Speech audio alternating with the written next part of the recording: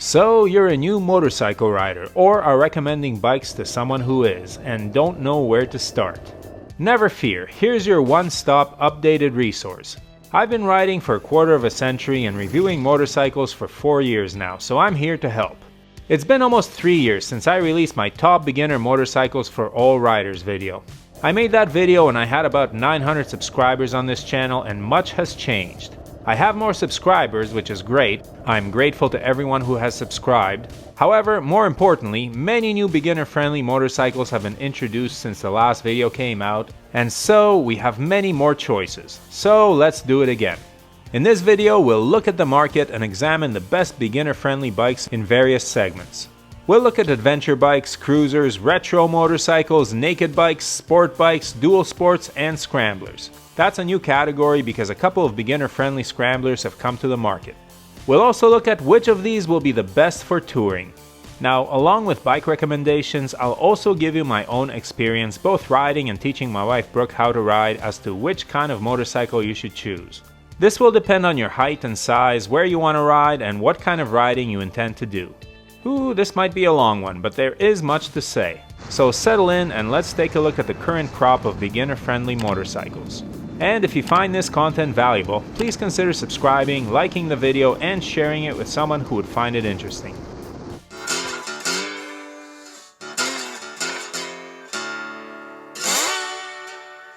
Beginner motorcycles get a bad rap for looking cheap, lacking power, and being boring. A reputation which may have been deserved 10 years ago, but which is entirely unjustified today.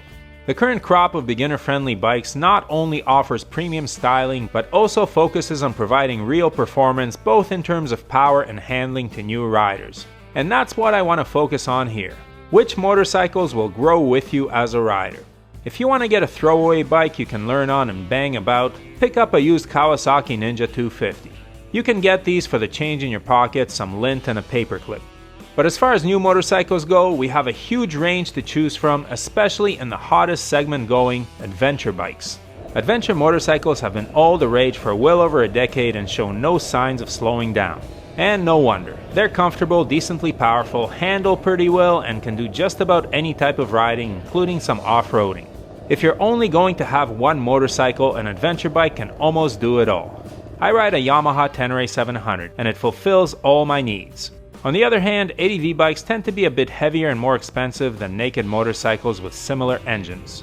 They also tend to have taller saddles and are more top-heavy than other bikes, so if you're a bit shorter, watch out. Which bike stands out here?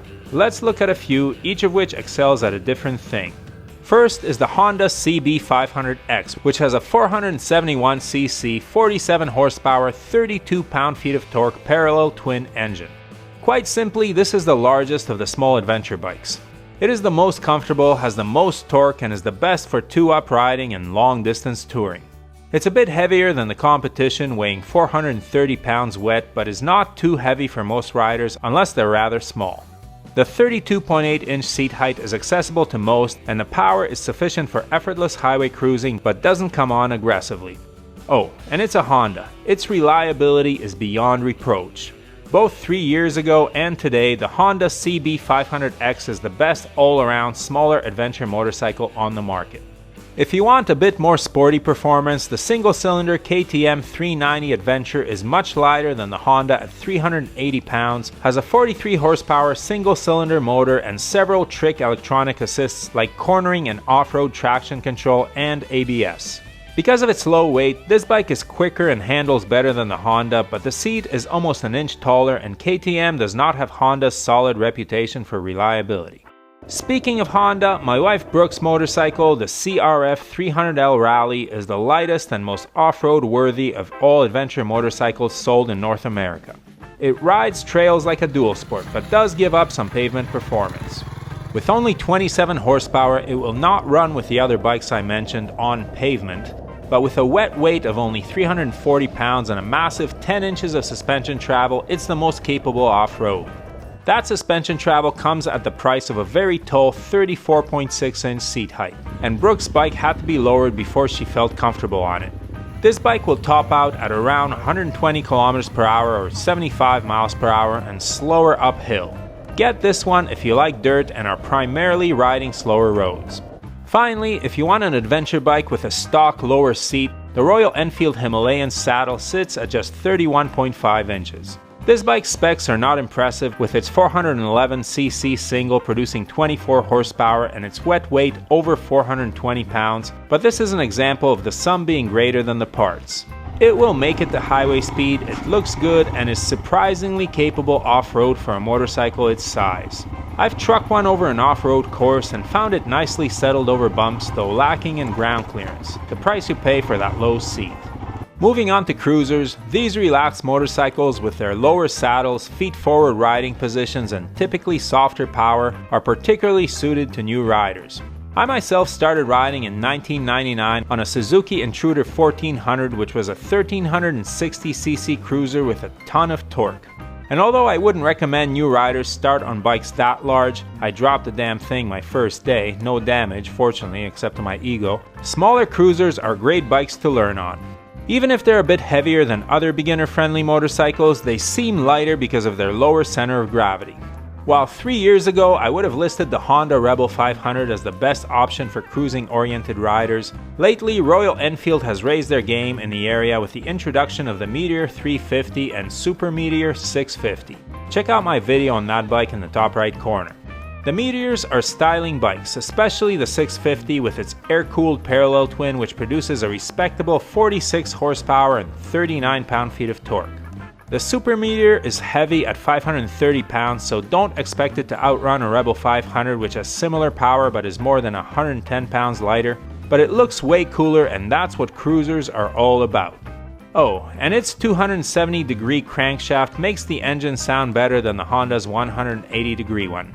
The Rebel 300 and Meteor 350 are smaller versions of these bikes for riders who want more manageable weight and power numbers. And for those of you who are shouting at your screens because I haven't yet mentioned the Kawasaki Vulcan S650, yes, that is another option at the upper end of this class. This bike's Ninja 650 derived engine churns out 67 horsepower and 47 pound-feet of torque, which makes it a bit much for the average beginner. If you're larger and feel you want something more powerful, the Vulcan S is the most reasonably priced muscle cruiser. Just be careful with the power. Cruisers are known for their retro styling but are not the only retro bikes. The classic British standards of the 50s, 60s, and 70s are still around today, though the ones with a Triumph badge tend to be expensive and too powerful for the average beginner. Here again, Royal Enfield comes to the fore, there's a theme emerging here, with a few attractive offerings. The classic 350, which shares a motor with a Meteor 350, puts a British twist on retro style with a standard feet underneath you riding position and old school styling. The 350s are nice, but with only 20 horsepower will have rather sluggish performance. The best beginner retro bikes are the Royal Enfield parallel twins, the Interceptor 650 and Continental GT, which share their motor with the Super Meteor, but at around 450 pounds wet are a lot lighter. These bikes pop out a healthy but not too high 47 horsepower, which qualifies them for A2 status in Europe, and although they are a lot of motorcycle for a beginner, I'd say they are manageable. Super stylish, reasonably priced, and with a cool exhaust note.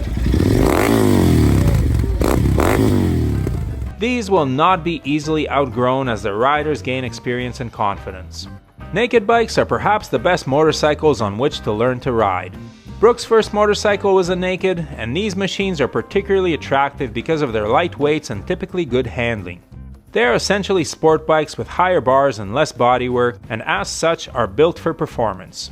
In this segment, nothing has changed in the last 3 years. The Kawasaki Z400 is still the best game in town, combining decent comfort, good handling, lightweight, and a punchy parallel twin that lays down an impressive 49 horsepower and 28 pound-feet of torque, all for $5,200 American dollars or your local currency equivalent. Track days, twisty roads, highways, even some light touring is possible on this baby. There are other choices like the KTM 390 Duke and the Yamaha MT-03, but the Z400's extra power just edges them out. And when it comes to sport bikes with clip-on bars and fairings, the Z400's sporty sibling, the Ninja 400, similarly takes the crown for the exact same reasons. It is basically a dressed-up Z400, and its competition, like the KTM RC390 and the Yamaha R3, are sport bike versions of their naked bike siblings, which fall just short for the same reasons. But neither naked motorcycles nor sport bikes are built for going off-road, and if you want to do that properly, you will need a dual sport, a street-legal motorcycle that has serious off-road cred. And here Kawasaki continues its dominance with choices in the 300cc and 230cc class. Yep, for more advanced riders, the KLX300 is a $5,900 US off-roader that combines decent power, 27 horses or so, with fairly good adjustable suspension, which is what gives it the edge over the Honda CRF 300L. It handles well and is light enough at about 309 pounds to tackle some gnarly terrain. For a bit less money, about $5,000 US, Kawasaki will sell you the KLX230, which is lighter, less powerful, and comes in regular or lowered versions for shorter riders. Both of these bikes are great for beginners, and which one you choose largely depends on your size and physicality. The 300 will do better on the highway and over serious rough terrain, but the 230's lightweight, about 290 pounds, is an advantage in itself. However, the 230 might struggle even getting up to highway speed, especially uphill. And while dual sports combine road and dirt with an emphasis on dirt, Scramblers flip that around, being largely road machines with some lighter off-road capability. Up until recently, the Ducatis and Triumphs populating the Scrambler space have been too tall, heavy, powerful, and expensive to be considered beginner bikes. Fortunately, Honda and Royal Enfield have changed that with the Royal Enfield Scram 411, a more dirt-oriented and capable scrambler, and the Honda CL500 being basically a road machine with high exhaust that can be taken on gravel and flat dirt. The Honda has almost twice the power with around 47 horses thanks to the same parallel twin featured in the Rebel 500, CB500X, and several other models. And while the Scram's 24 horsepower may not seem impressive, its longer travel suspension and higher ground clearance gives it an advantage in the rough stuff. Most Scrambler riders will not be doing serious dirt riding, and if they want to, they should get a dual sport. Therefore, as nice as the Scram is, the CL500 will probably be the more popular motorcycle, bringing much higher performance on the road. Now, most new riders just want to boot around and gain confidence, but there will be those who will want to tour on their motorcycle. And to be fair, you could turn any of the previously mentioned bikes into a tourer, but the most comfortable and capable touring motorcycle of the bunch will be the previously mentioned Honda CB500X adventure bike. It has a tall, comfortable, and roomy enough seating position, its engine has enough power to cruise the highway all day, and there are many luggage options available. An honorable mention goes to the Royal Enfield Super Meteor 650, which also comes in a touring version and offers everything you need for the long haul. So by now you may be screaming at your screen because Kawasaki, Royal Enfield, and Honda seem to have swept the categories.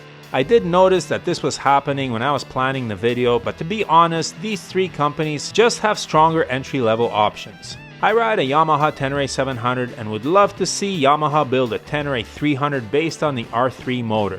If it was as good as my Tenere, that bike might instantly become the best small adventure bike on the market, but as it is, it seems that Honda, Royal Enfield, and Kawasaki offer newer riders the highest quality machines, especially Kawasaki.